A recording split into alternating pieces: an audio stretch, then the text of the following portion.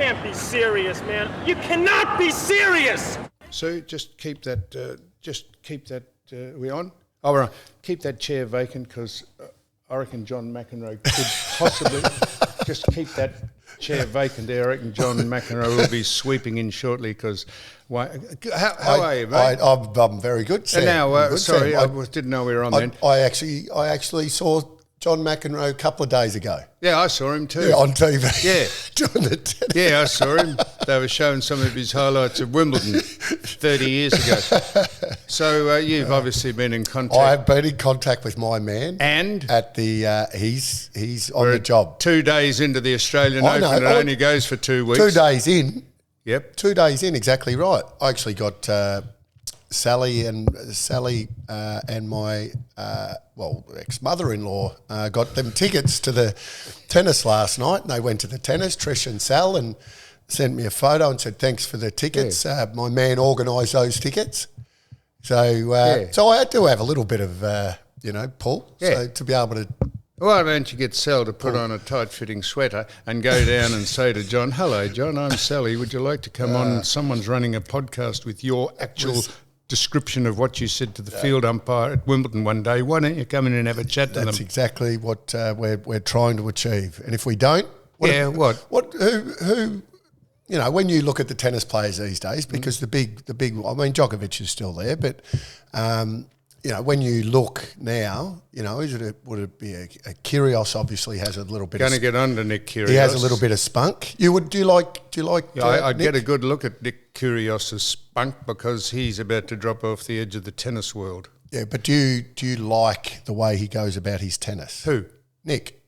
Yes, I like. Yes, I do too. I do indeed. He wears his heart in his sleeve. Well, I like him, but he is a perennial loser. A perennial loser, isn't he? I wouldn't say he's a loser. Well, hang on. For a start, I love him. I do. Yeah, I'd love to speak to him, but he's one that's got personality. He's happy to speak. And then you've got other. What's his record? Got other Australian greats. No, he hasn't won a major, but you've got other. So when I say major, that's golf, a championship, I should say. Before someone drags what they do on a weekly basis, stuff that we say off our podcast and put it in the paper, before anyone says, Sam Newman says Nick Kyrgios is a loser, all I mean is, he's won, I think 7 tournaments, ATP tournaments, minor tournaments, the Washington Open and the Cincinnati Open, I think. I looked all this up. Yep. But he's beaten the top 3, I think, one of only 1 or 2 or 3 players ever to have beaten Djokovic, Federer and Nadal. Yep. You'd reckon if you could beat them on the way to a final, you might be able to win the final, wouldn't you? Yeah, I think he admits as much as anyone that he's never been the hardest of trainers. Tennis hasn't always been his absolute focus, even though what I do love about him, and that is the fact that he has been pretty upfront about where he sits with tennis. He said he's wanted to make a living out of it. He's done very well out of it. He's a very wealthy young man. He's having another crack this year. He's had a bad run the last 2 years. He's a wealthy young man, Well, I don't know. He's won $12 million in prize money. He would have other sponsorship and things going on. Much more in sponsorship. I tell you what he is. Yes. He's a bums on seats man. He is. And that's what I do love about him. And he brings some excitement. Given that we don't have Nadal and we don't have Federer. He's a bit like you. And these guys anymore. He's a controversial figure who puts bums on seats. Do you think that might be... You could have a photo next to his in the who's who of the sporting world. Well, did you see the Age had their top 50 athletes of all time? I got a lovely message. Did you? The living or passed away. The Age put a top 50 on Saturday, and I got a beautiful phone call to say I was in the 50. Mate, why did I say I don't read the Age? Yeah. In fact, I don't read any of the papers. No, neither do I. I got told. The great Richard Collis, chairman of Sydney. Dickie. Yes, he's a great man. He messaged me on Saturday. Dick, I hope Dick listens to this. Just had the kids at the water park. Out there near Dandenong, it's an obstacle world on water, Sam. I tell you what, it's Not when you've got a 5-year-old running around and you've actually got to get on there with him. You're at Word of World sliding down the slide on your ass, not sliding down. It's a obstacle course on the water. But he called and gave me. He said you've been anyway. It's obviously subjective. Hang a couple on of people. Just a minute. Anyway, how have I missed that?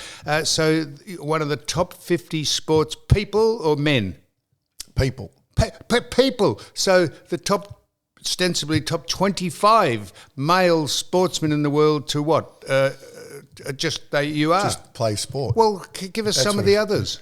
Well, Jordan was. Jordan. He told me. By the way, this is from Richard Collis. I haven't looked. Jordan was. He wouldn't lie, would he? Jordan was 1. Usain Bolt was 2 on their list. Holy shit! I think obviously Phelps and Federer. Serena Williams and Federer and men. Djokovic. Men. No, Serena Williams was in there. Oh, you're classing her as a man? No, I said people. Yeah, I know. I want to know the men. Oh, the men. Okay. Well, why don't you want to know whether there were women in the top 10? I do. Serena Williams was in their top 10 anyway. Wayne, I do. This is not a gender thing. I do want to know the top person in the world. Could Muhammad be a woman. Ali, Don Bradman. Yes, they're your top. They're your top 5, I reckon. So top 5 out of about 25 men. Yeah, because we're saying 25 women because they'd be even-handed. Wasn't dismissing Serena or whatever the other lass's name is. It was a nice. else? So it was a message to get. I was extraordinary. number 32, by the way.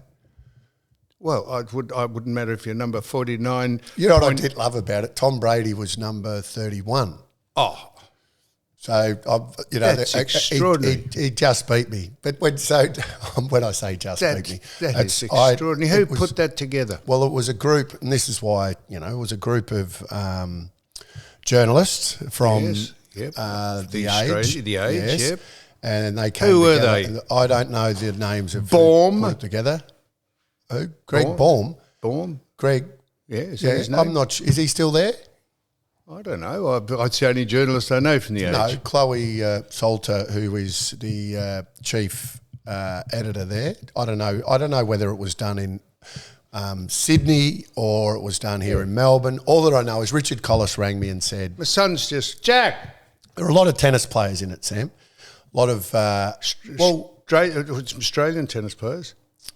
Yeah, so Jess Fox. They've got to be living? No, there were a lot of not Australian tennis players. Tennis players in general. No, they don't have to be living. Okay. That's why Muhammad Ali's in it. Rod Laver in it? If no, Rod Laver's not in it, they're not fair dinkum. Not for memory. Well, he's the best player Sachin ever. Tendulkar's in it. Shane Warne's, yes. Well, yes, Wayne, this is extraordinary. Don mate. Bradman was very high, obviously. Well, I know you think I'm being facetious. The piss out. Yeah, I know that is fantastic that someone would think to put. Was there any other Australian footballer in it? Lee Matthews was in it. Definitely lethal. I haven't gone through it with a fine tooth comb. Like I said, Richard Collis rang me, told me, and I said, you know what? About time a paper got something. Right, sort of half. Yeah, I'm did they give us all your? Did the paper say, well, Wayne is a number 32, and then did they go through your history? Oh, what you've done and who you've built? They had to put a little. I think the controversial Wayne Carey, the duck, so controversial. So that's how we got on to Nick Kyrgios. Nick. So where would you think? So I agree with everything you say about Nick, but he's probably hasn't put his mind to it. A bit like Gary Ablett Senior. Gary Ablett Senior. Do you think he put his mind to it? He just turned up and played because he was brilliant. Yeah. Do you think there's certain athletes out there that if they absolutely put their mind to it, they wouldn't be as good? They wouldn't be as good. It's a very good point, Wayne. Yeah. Sometimes you can try too hard. Absolutely. Just let your innate talent come. Yep. Jack! And there are very few. I remember. Get here. Do you know where... Go ahead. I remember saying to a couple... He's named, this is my son I'm speaking to, he's in the back. He's been named in the top 50 sports people of all time in the Age. Like, this is not Australia, this is the world. Pretty good. Oh, man, it's extraordinary. Now, getting back to Gary Ablett senior. Spread that round. And natural athletes. I remember being at the Hall of Fame one year, many years ago, and it would have been just after I was inducted in 2010, and sitting around, and was it Nathan Buckley? It might have been Bucks, and it might have been the night that Bucks was being inducted actually. But anyway, we were sitting at a table, and I said it's very rare that you go to an event like the Hall of Fame, and you sit around and you actually sit in awe of everyone around you, and the respect is enormous with everyone, and everyone whether acknowledges it be real everyone. Or contrived. Yes, correct, and there would be a little bit of that probably going you're on. a star. Gee, it's nice to meet But you. it was amazing how the conversation got around, because we're getting back to having natural talent. The conversation got around those who were in that room. Most of them were, dedicated, trained hard, did all the right things. Not when I say all the right things, generally, they worked hard. They were running on Christmas Day when everyone else was having, pork crackle. So, and I remember, I think it was Buck said, I think you'll find, Wayne, most people in this room were running on Christmas Day not eating pork crackle. And then I looked across the table, and there was Dipper. And there was Jason Dunstall. And there were a couple of others, and don't get me wrong, Dipper probably wasn't, but what I'm saying is... no, Dipper wouldn't have been. I don't think Jace was the best trainer. They called Jason the pig, so he but wouldn't have been. one of the best players I've ever seen, Jason Dunstall. So I'm not having a go. I don't think Tony Lockett was the greatest trainer in his day. So would he be running, you reckon? No, not on Christmas Chrissy Day? No, but then you've got obviously Gary Ablett Senior that I don't think would have been running on Christmas Day. So there are the exception to the rule, and they are, and I think Nick Kyrgios is a guy that gets across the line on natural talent. And when I say gets across the line, he obviously hasn't won a championship, but he's very competitive, as you said, beating the best players in the world, and and now he sits and he puts, and you can guarantee wherever he plays. I'm not sure, he hasn't played yet, has he? He got beaten in 3 sets yesterday. He got beaten straight sets. As they say, bundled out. Bundled out. Okay. Who did he get beaten by? By a English lad who played beautifully, called Feeney or Feely or Feeney. Well, what it does show you at top level sport is, doesn't matter how much talent you've got or how good you are, and you've got guys, whether there is 100 in the world, 200 in the world, and they're doing everything right, and they've trained, and their whole livelihood depends on getting through the first round. You can't just come in on natural talent and think you're going to win. And that's probably a great example of it. Come on, Sue, who is it? Fernley. I wasn't a fan. He played very good tennis, he did. Yeah, believe that. But Nick would be in the doubles. And the mixed. And the mixed as well. Yeah, they're the... Yeah, so he'll but what he'll do is he'll entertain. Normally those games, there'd be no one really that interested. No. But he will get people there watching those games. No, sounds like I'm dishing Good luck to Nick anyway. Good luck to Nick, and no better person to ever have watched than the man that you're going to get in here. Yes, John McEnroe. Was the most fascinating, scintillating, bad-tempered, obnoxious player who was just... He would be one. He'd be running on Christmas Day. Not one bit of it. Not one bit of it? Well, or the poo. We said this the other week. Philippoussis. Yeah. Yeah, no, he wouldn't be running. He'd be driving his Ferrari with the open neck trousers. John McEnroe, I told you, my first tennis racket that I ever got given was a little wooden racket, and it was that the head on it was that big. He's a star, so we'll get him. I'll be able to tell him that you had one of his rackets when he comes in. And now I tell you what, I went a bit early so I'm just squaring this away. I went a bit early conceding that the wind farms don't kill whales. I've done a lot of, and this is how you get disinformation from people who want to push a narrative that's not right.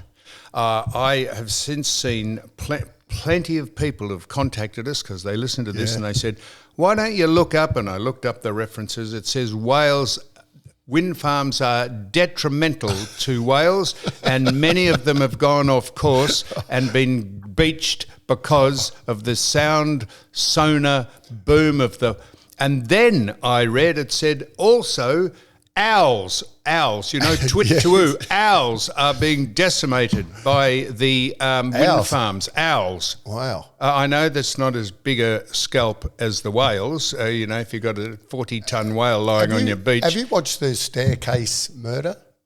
Have you What's watched that word? The Staircase Murderer?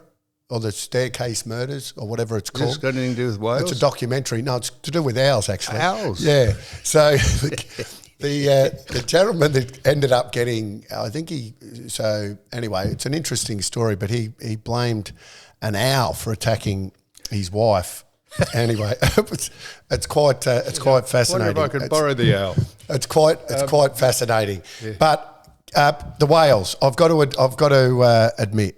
So I'm sitting there the other day. I actually messaged Sue, and I said, I can't believe this. And then I had some young gentlemen pull me up at the South Melbourne markets the other day on my way into the gym, and I've just I've got to probably swallow a little bit of humble pie, and only because Donald Trump spent 20 minutes on this topic.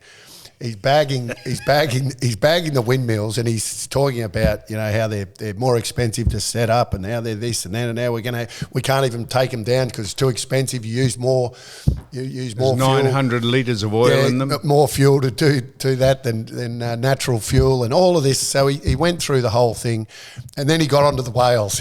And he goes, there were 2 whales washed up, so many years ago. Now there was 15 whales washed up since those windmills went in. That's what I told you. Yeah. You poo-hooed me. He went through all of this, and I thought, you know what, he actually might be right. I'm not completely sold on it. I'm not that easily. Well, if the great Trump says it, what other reference would you need? Well, I dare say.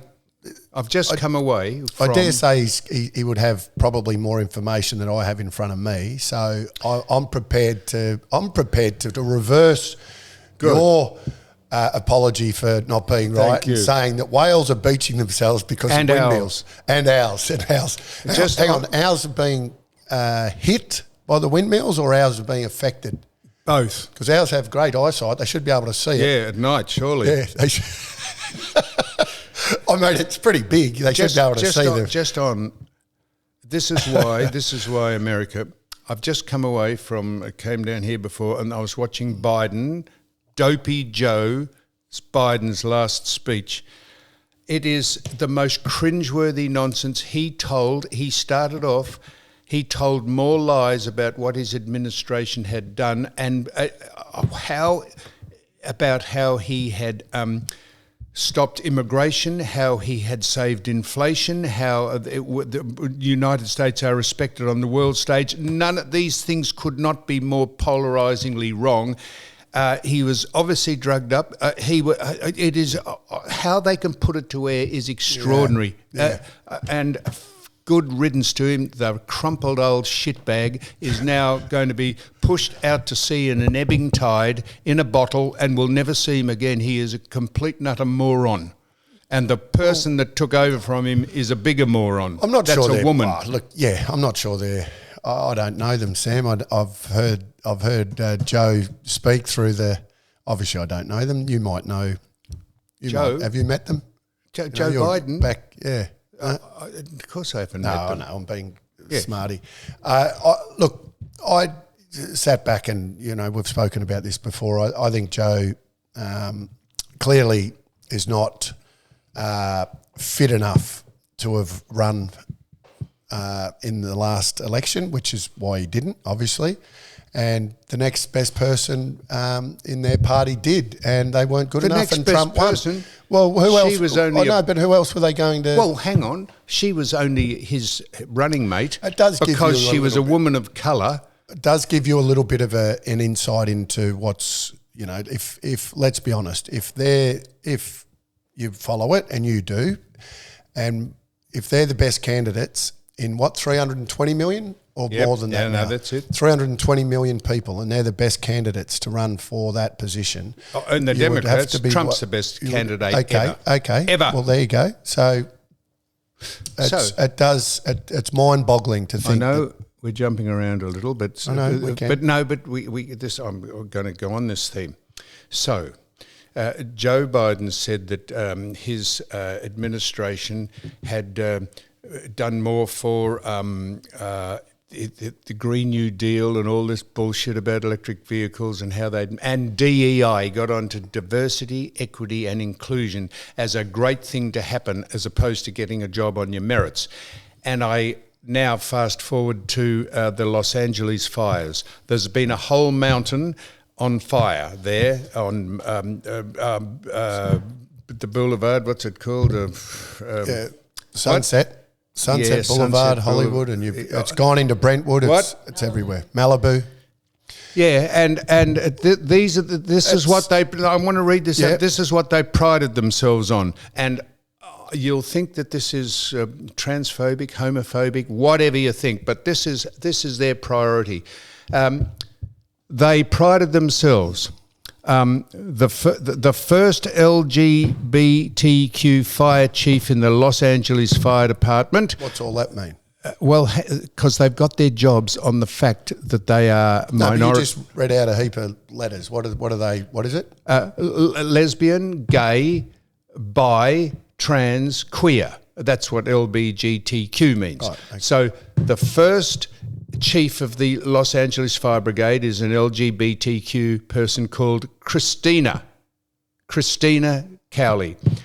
They've announced this. The second person, the first lesbian assistant chief to the LA Fire Brigade is a person called Kristen Kepner. 2 Kristens so far. And the third person, these people earn $700,000 a year. And the third person is, have a guess what her name is? Christina. There's 3 of them called Christina Larson, and she's the first black lesbian equity bureau chief of the LA Fire Department. These are the people in charge of trying to contain a fire which has decimated the biggest fire, and they are 100% DEI.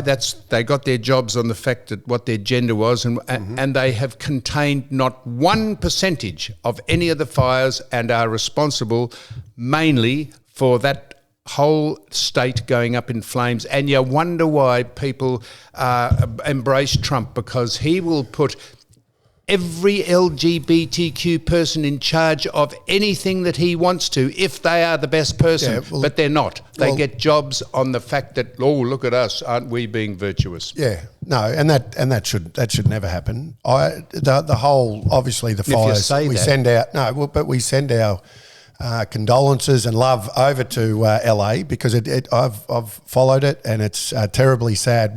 What they don't want love. What I'm amazed by, Sam, I did hear someone speak about the fact that the water, the dam, not one dam in particular, not empty, but apparently it was empty. The others, it was under repair. So what I do want to say is, how can we, as the human race, right, send a man to the moon?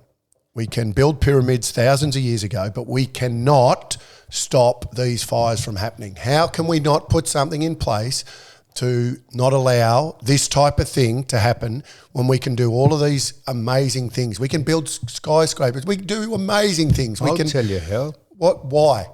I'll tell you how. Why? Because the people that run these organisations, that state, Gavin Newsom, they put all their effort into appointing people on who they are and what the colour of their skin is. They have no talent for anything. They are worried about windmills and sustainable energy. Sustainable energy is the reason that those things catch on fire. They don't clear the scrub away from the built-up areas because the greenies control them. Why don't they? I mean, it's astounding, isn't it? Really.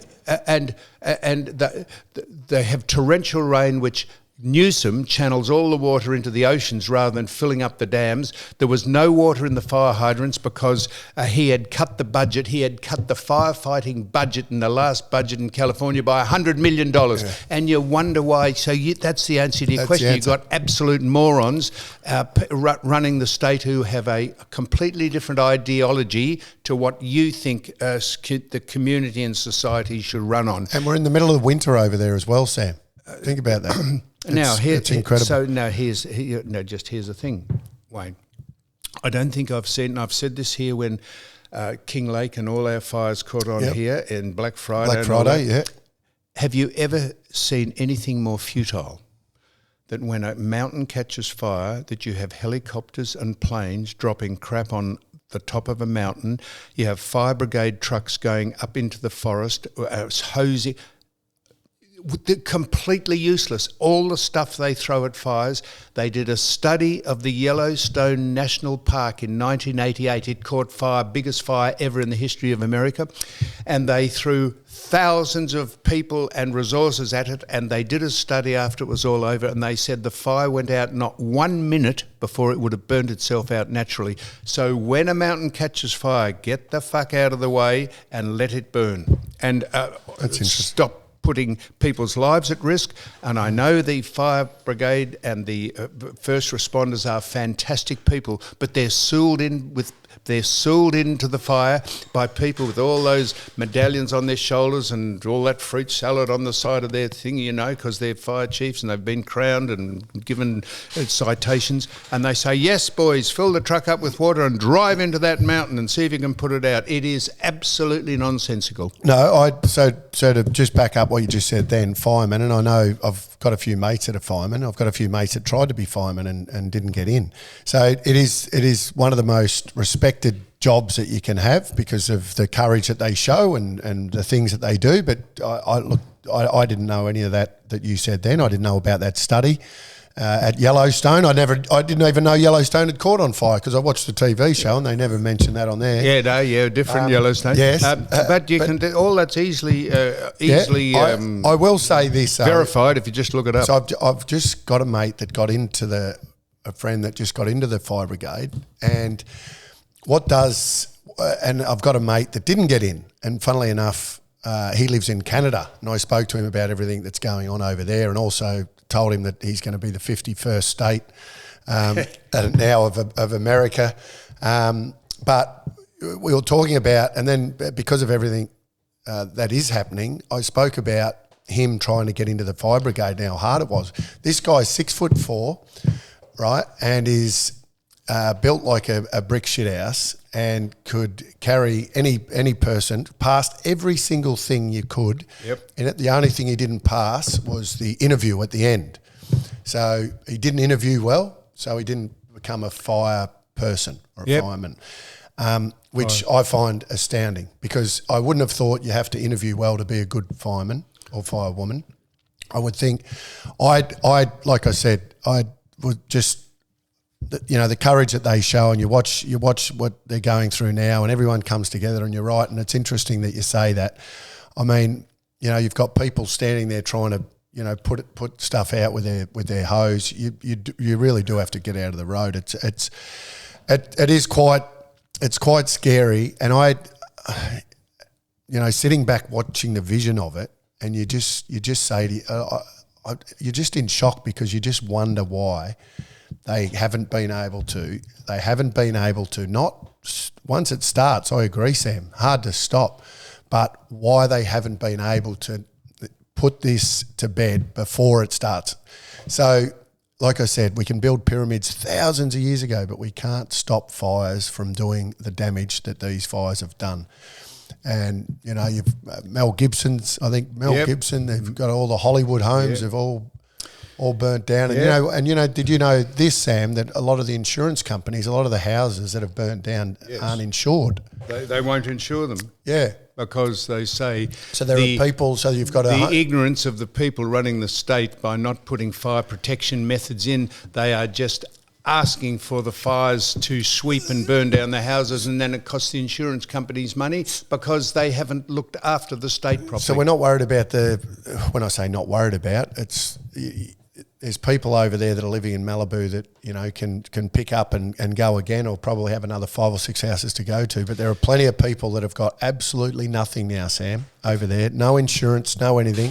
In case you think I'm making this up, Wayne, The NPR, which is the National Public Radio, which is a left-wing radio organisation, said an investigation of Capital Radio found that Gavin Newsom, the Governor of California, misrepresented the wildlife preparedness and even disinvested in fire protection. And that's why insurance companies won't insure the houses, because the government are not serious about it, and they just put the buck onto the insurance companies to fix everything up when they get burnt, razed to the ground. The other fascination that you have with this, and when I say fascination, like, you know, you sit there and just go, wow, like how is this even occurring? And that is, how do we not stop them, yet we can determine whether they're deliberately lit? How do you determine if someone just grabs a little match and just throws it on there and starts the fire? How can you determine that was deliberately lit, yet we can't stop it? So you've got these geniuses that can tell us that, but you haven't got geniuses that can stop them from doing what they're doing. Well, when it happened here in Black Victoria, Friday. they I know you'll think this is far-fetched, but this is not. They had satellite images of a car. They investigated who was on the mountain before it started, and they honed in on cars and people. I know you think that's ridiculous, no. but they can extrapolate who. And so, do you agree with that? Absolutely, because you were talking about drones earlier this year. Late last year. Yeah. So you like the fact that people are watched 24/7? I like the fact that we are under surveillance 24/7. Well, do you like the fact that we're under surveillance 24/7? Not necessarily, Wayne. But here's the old. You just got to find the pockets where there's no cameras. But here's the thing: if you're not doing anything wrong, what does it matter if people surveil you? But no, I understand that. I don't like being watched. As long as they don't have cameras in the lounges. Or in the lounges. That's right, in the Qantas lounge. Had a lot of reaction to that. They said, "Where have you been all your life, Sam?" If you didn't know, there's more swishing going on in there. Christ, there's people walking around butt naked. I think it. I love. Obviously, clearly, if you're doing something wrong, I do think that it's.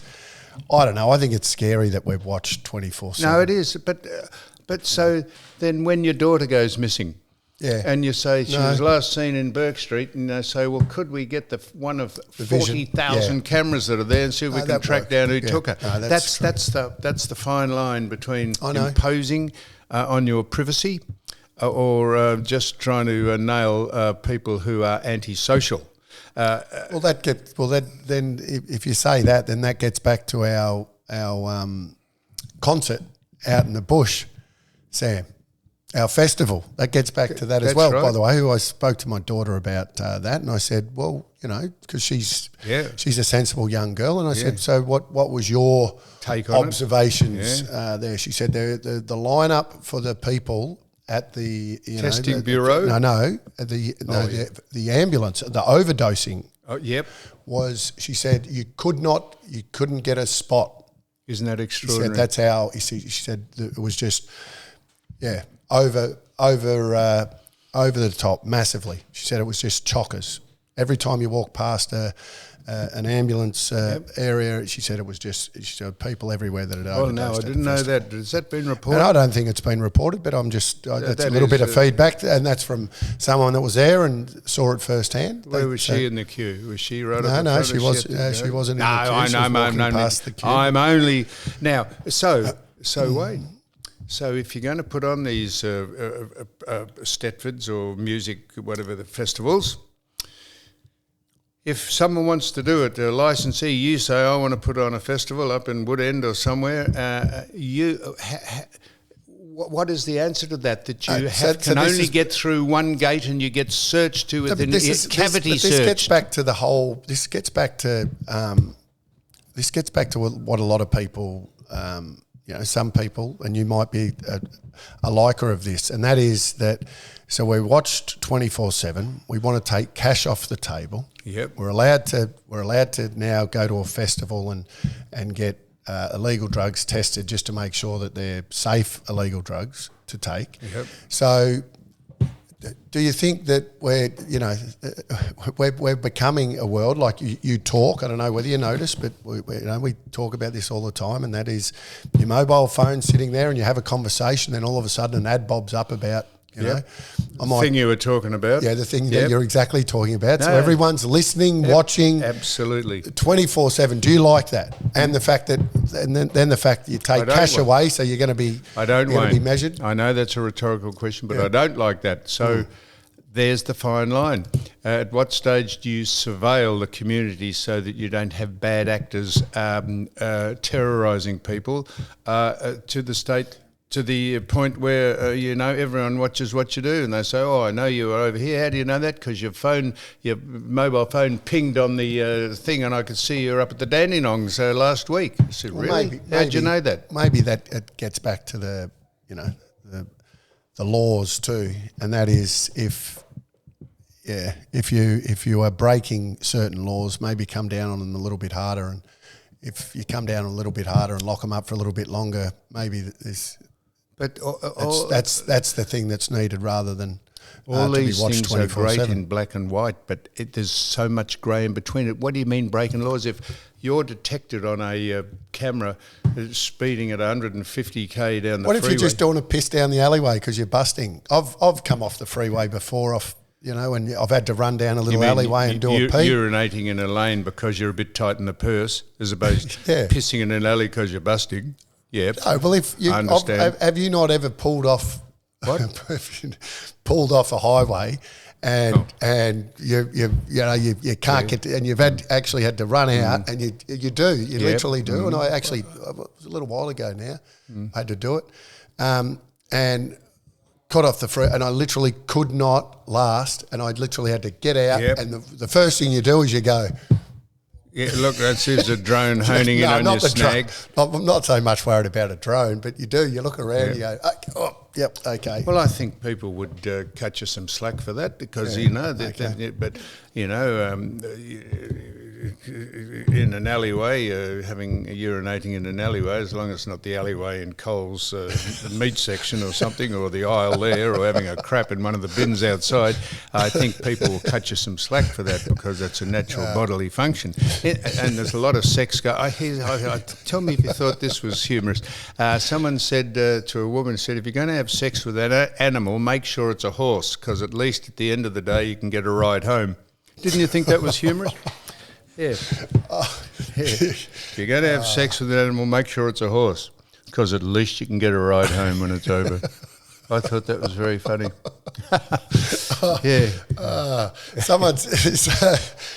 Sam, we do go off on tangents here, don't we? But did we finish on the fight? Look, that reminded me of the festival, because there's a lot of drug taking and rooting going on. I got a feeling, Wayne. What? There's a lot of drug taking and rooting going on at the festivals. I would have thought there would have been the Qantas Lounge. There would have been a stack. If you ever see a horse in a Qantas Lounge and a woman standing next to it, make sure that it hasn't had sex with it, because she can get a ride home and she can cash a plane ticket in. Coochie coo, that's right. Yeah, coochie coo. So now I'll tell you what is changing. Anthony Albanese, the beleaguered Prime Minister, hopeless Prime Minister. They've said, why don't you invite the great Donald Trump out? I got a feeling they'd be a bit averse to asking Trump to come out, because suddenly they'd realise what a country should look like if you've got a dominant, powerful leader.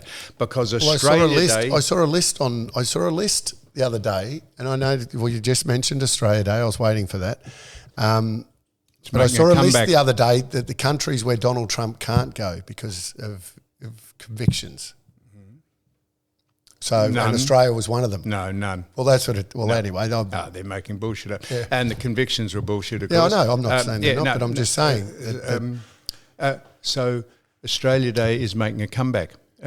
People have decided that we have been beleaguered and belted enough with all this welcome to country and crap about who was here first and why. I did read that. Yes. I did read that. Although, Sam, do you believe everything you read? I'm just interesting to No, know I because was you're pondering very well read I on a was lot of pondering topics. that question. You're very well Wayne. read on a lot of topics. Well, I so was that's why ponder- I do was you pondering- believe when you read something in the paper in Yeah. particular, because that's what you shouldn't believe, and you should know that better than anyone. But so when you read an article, does it depend where it's written? Is it because I'm just going through my stuff here that I've... Yeah, so you have left-wing publications and you have right-wing publications, and both those publications push their agenda and their narrative to try and persuade you to have an opinion that they want you to have. That's how it works. So if you actually look at what someone says about something and then look at the other side, another point of view. For example, they said that Australia Day is making a comeback, and then you see that Woolworths, who wouldn't sell Australia Day equipment and memorabilia in their stores, have decided they will. That to me is saying that Australia Day is making a comeback because people have had a gutful of not being patriotic to this country. And you'll find that Dan Andrews, the former Premier, and Jacinta Allen, the current Premier, have never been to an Australia Day parade at the Town Hall or at Government House. They are, by definition, are unpatriotic or don't think it's worth going to celebrate the birth or the evolvement of our nation. And I think they're about to be swept out of office. If Mr. Batten and Mr. Groth, who are the opposition leader and the deputy. I've met Sam. He's done it. Do you like Sam? I do. I went and spoke at one of his functions, fundraisers. He's a good man, Sam. Intelligent. Yes. Doing a good job. Excellent tennis player. Yeah. Well, and hits the golf ball further than you've ever. The fastest serve ever. I think he might hold maybe the fastest. Anyhow, if Mr. Batten and could play footy too. If Mr. If Mr. Batten and Mr. Groth can't become the Premier and the Deputy, then no one will ever sweep Labor out of power in this state. And people might say, well, that's a good thing. It is. You can put that on silent. Well, do you know why I've got it on? Yeah. Because before we came, I pressed. Yeah, but if you have it there, see, it lights up when you get a message anyway. You light up when I get... So I've got that on there because I put a call into the great Eddie Maguire, who's over in Los Angeles. Well, I think he's in LA at the minute. God hope he hasn't been burned to the ground. Where is just let me read out where he is, because his son is playing in the biggest... Orange Bowl? The biggest... Is it the Orange Bowl? Yeah, it is. Yeah. He just texted me, and because I thought if he rings in, I'll put him on. He says, Atlanta, Georgia. Have you got two phones? Yeah, I have. You know what they say about a man with two phones? Got two dicks? He's what? Generally up to no good. Yeah, well, Sam. I've got one. You're not selling any of that stuff at the festivals or I tell you what, if you can get me an outer of it, I'll get in my car and go down and do it immediately. So Eddie, I remember Little Chew Man. Remember Little Chew Man from Triple M? Yes. Yeah, good man, Chew Man. Yeah. Don't tell me he's selling shit. But he always had two phones. Yeah. You're not playing up a Chew Man, or you're not, out there selling anything. I'll tell you what, bit of a red flag, I'll tell you I got two phones because I speak and I've texted Eddie on this phone, and this phone is for checking out things that you dispute, like whales are being... I'm just saying, I've always felt that if someone's carrying two phones, there's something a little bit shifty going on. Like the man that had 5 dicks, his pants fitted him like a glove. Now, Wayne, Eddie texted me this. You and your dad jokes. Eddie texted me this. A few days and he'll be back. He's cooking, him and Carla are cooking Joe a home-cooked meal before next Tuesday, Aussie time, which is the big... That's this morning, 11 o'clock. 11:15. That's sorry, I was 15 minutes. No, I wasn't. Yes. I just looked at it, and that is today. No, but it's not Tuesday. What's today? That's Monday over night. There. So no wonder he didn't return my call. Mind you, I put a call in. If he rings, that's why that phone's on dinging. Okay, all right. And I thought if he rings in, he'd love to speak to you. I've told he listens to us. He thinks you're fantastic, and So that is as big and isn't it extraordinary that Matthew Rendell's, the late Matthew Rendell's son, I can't think of his name, I'm sorry, Matthew Rendell's son, I can't think of his Christian name, but he is the punter for the opposition, and Joe Maguire is the punter for the Ohio Buckeyes. Yeah, it's massive over there, isn't it? The Orange Bowl, the college football, college basketball. It's just there's so many scholarships. Do you know whether was that due to a scholarship to go over there? Was it? Do you know? If you asked Ed. Next time you're talking to him, ask him, because there are a lot of scholarships going on, and a lot of American kids come over here for scholarships, and it's imagine if he punts well in college, does this. I mean, who knows? It could be the NFL. That's the idea. That's the aim of all those people who do that. I do. I remember when Ricky Nixon was, and I'd retired from playing AFL football. He spoke to the Dallas Cowboys, I think it was, about me going over and punting for them. Were you good at that? Punting. I mean, I know your career, but were you noted for being a? No, to be honest, I think the guys like Ben Graham and the Rockers, Severio and these guys, I think they were that extra 5 metres. Yep. And I think that's the difference. Yep. I mean, I'm talking consistently. So you could kick the ball 60 metres, and if you had a bit of a wind behind you, you could kick it 65, 70 and kick goals from inside the square and all of that but generally you don't do that consistently. Whereas those guys, I'm talking the Ben Grahams of the world and the Darren Bennett's and the Severio Rockers, who have all gone over there and had successful careers, not long but successful careers after football. So they haven't gone over there at their peak either, Sam. So that's what people forget. They've gone over there at the end, basically the end of their football careers, and they've been successful. But they were consistently an extra 5 metres than guys like myself and others who could. Corey McKernan was a big kick, but consistently like those guys, no. So you won't remember this player, Doug Wade? Of course I remember Doug Wade. He's a legend. He is a Geelong legend. And North Melbourne. He is a legend, but you won't remember him kicking the ball. I played with Doug for a decade, and he, talk about not running on Christmas Day, along with Tony Lockett, he wouldn't run training on any day.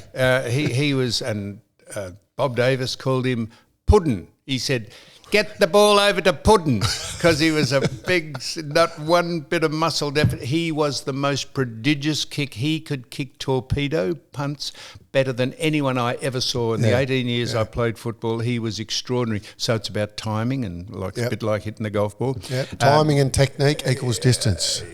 It does. Why did I mention that? Oh, yeah, because you got onto Chicken Nixon. Now, I'll tell you what someone told me. Now, you come from Wagga, don't you? Why is it called Wagga Wagga? Wagga Wagga. Why is it? Is that Bulla Bulla or? No, it's Aboriginal Indigenous name that means Aboriginal and Indigenous. Well, same thing. Mm-hmm. Well, not the same thing. Don't be too politically correct, please. No, the land of many crows is what it means. Land of many crows. Yeah. Not like a waddy. No. The waddy is a thing. The land of many crows. I think whether it's the land or the place of many crows, but I know that it means... A waddy is an Aboriginal stick. You remember that man that did Welcome to Country? And he'd beaten his missus nearly to death with it, and then the next week did Welcome to Country on behalf of the AFL, who look at this country through a racial lens, the AFL. So Wagga Wagga, yes. Yes, I mentioned Wagga Wagga because someone told me that because they knew you were from Wagga, that a friend of ours, an old friend of this, Tony Sheehan, was had been summoned to court. I've got no idea about that. No, I'm just saying to you. Yes. I'm just saying to you. Yeah. They said, "Did you realise Tony Sheehan is about to appear in court?" And I was going to ask you what for, but I've got never heard. Well, if in Wagga Wagga, in Wagga, and I thought I doubt that he would never have been to Wagga. Well, why would this person Why would this he's person never been to Wagga. Why would this person tell me that Oh, there was but a you know thing in what the people- paper? Or there's a, You know do what you people- believe things that are I in the don't- paper? no, I don't. It was I it don't. was in the legal brief column. It said court appearances coming up. Tony Sheehan. I was wondering if it was the. I don't. How do you believe- spell Sheehan? Is it EEHAN or EAHAN? Because it was double E. Is Mike Sheehan's name SEHEAN or? I've got no idea. Oh, I might have been a different. I know Tony I do have Sheehan. an idea how to spell it, but Well, it's either EA or double E. But this gets back to you believing stuff you read and hear. If I was to believe everything, if put it this way, if things that had been written about me or I'd been accused of, then I should have gone to jail a million times. I should have been locked up and the key should be thrown away, according to some. What do you think? How do you spell that? Mike Sheehan. The great, EA. It's EA. EA. That's the great Well, it Mike might have Sheehan. been Tony Anyway. SHEEHAN who was appearing in the Wagga court. If you've read that, I wasn't read it. I was told it. Okay. Yeah. Well, someone might have been crutch nuzzling someone might have been to me. Someone might have been taking the PISS too. Don't you think that's a good term for kissing someone's ass? Crutch nuzzling. Crutch nuzzling. Just put your nose up nuzzle someone's crutch.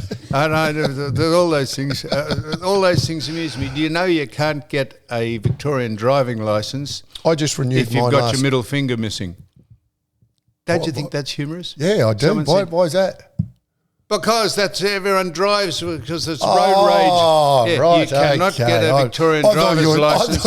I thought this is one of the things you'd read and you were being No, serious. you cannot get a Victorian driving Tell you what, licence if you have your middle finger missing. Are you a horn? I am, blower? But the horn's not working on my car, which is, and I've got an old car, and I've asked the man to get the part in from the United States. You cannot drive unless you've got a horn, if you'll pardon the expression. Yes. No, I'm a bit of a horn blower. Yeah, because you have people of different Well, you have a horn. backgrounds. You have a horn for a reason, and that's if someone is about to pull in front of you, or whatever. You've got to be able to blow. But you do look like, given the. I don't know, given how upset you get about certain things. Yeah. And we'll finish, we'll talk about, I want to talk to you about Australia Day, but given how upset you get, I reckon you'd be a bit of a road rager. Well, would you classify yourself as a road rager? A verbal road rager. A verbal road rager. If I thought I could get out of the car and beat the shit out of the person who tooted me because he was smaller than me, I'd do it. But you get out and someone's probably knife you or machete you to death. Why would you get out of a car anyway? And get would so you like upset. To close? What upsets you if you get cut off? Why don't we stop now and come back and do another quarter of an hour? Okay. Because I tell you the things that piss me off on the road, and this is why one of the reasons why we do a podcast like this. Things that tick you off. Yep. And I'll give it. So well done. So you can check about Wagga, the court records in Wagga, and see what's going on there.